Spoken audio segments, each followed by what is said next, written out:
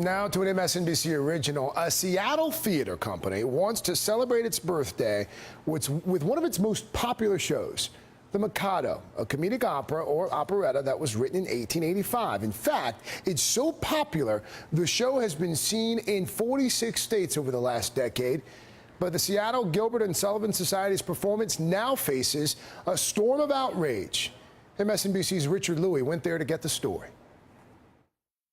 You cannot use someone's culture as entertainment and think that's okay. This is not an intellectual exercise. Outside Seattle's Repertory Theater, protesters argue the Mikado, a Gilbert and Sullivan opera, is racially offensive because of its fictional portrayal of 18th century Japan. While inside begins another performance of the 129-year-old comedy that's been performed thousands of times. What the protesters don't like about this traditional interpretation? They point to the twists on Asian names, titty poo, yum yum, pish tush, just as offensive as painful slurs against African Americans, like Amos and Andy, and Al Jolson's portrayals in blackface. The expressions and gestures in the opera?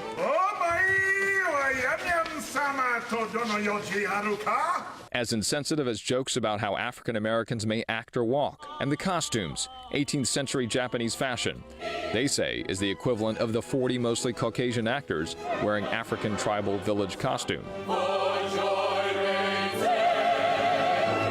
This is the 10th time they performed this play here over the last 6 decades. The question they're asking, why the protest this time?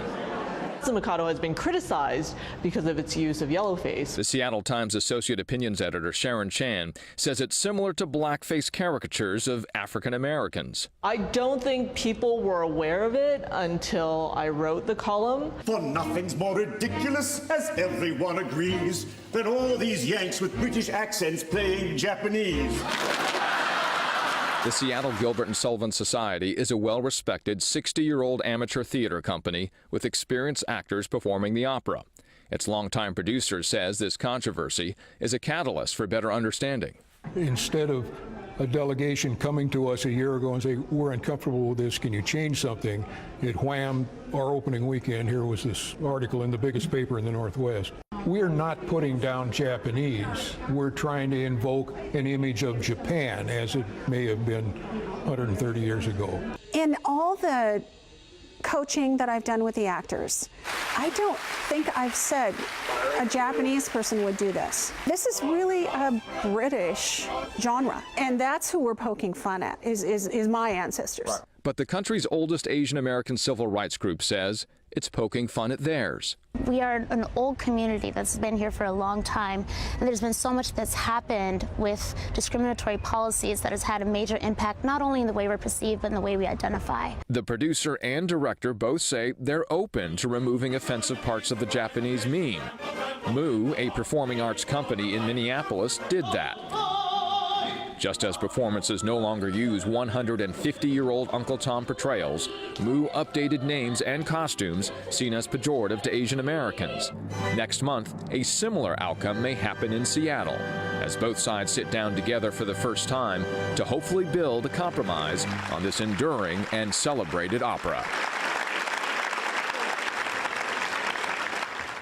Richard Louie, fresh back from that trip. Thanks for that, by the way. I mean, is this a situation where, much like the Redskins moniker, right, people for the longest time just didn't think it was offensive? You know, when you talk to them, they're both surprised, both sides, both the producer and the director and the supporters of that society, as well as the Asian American community. They couldn't believe that this was happening. So I think on both sides, at least in Seattle, they're discovering that this dynamic, which has existed there, I mean, they played this for 10 times over 60 years, and as you were saying, 46 states across the union. This is a very popular play, but very few people realizing that equivalency that the critics are saying of yellowface with blackface. Minus that coverage in the Times, minus your reporting here, they have not gotten a great deal of coverage. I mean, this is not something that's been covered widely. I was speaking with the producer. This is the first time we have any sort of TV camera inside that theater covering this story. So it's an opportunity here, surely, to bring some awareness. It's an indication also of the space that the Asian American community has in developing awareness. When we look at African American benchmarks, such as the Harlem Renaissance in the 20s, and then blackface disappearing in 50 years later, you can see, despite both groups, Asian Americans and African Americans being here for centuries, Asian Americans have a long way to go. What's the next step? The next step is they're going to meet, and they hope to come up with a compromise. When I was speaking with both the director and the producer, they said, hey, you know, we're open to leaving this meme, to perhaps changing this without having the Japanese setting. Is that, I mean, if it would seem to me, based on what I just saw there, it would be difficult. Well, that's a good question, because in 1938, African Americans decided we are going to put together something called the Hot Mikado in 1938, and that became the first rendition of this particular play, not in the Japanese scene.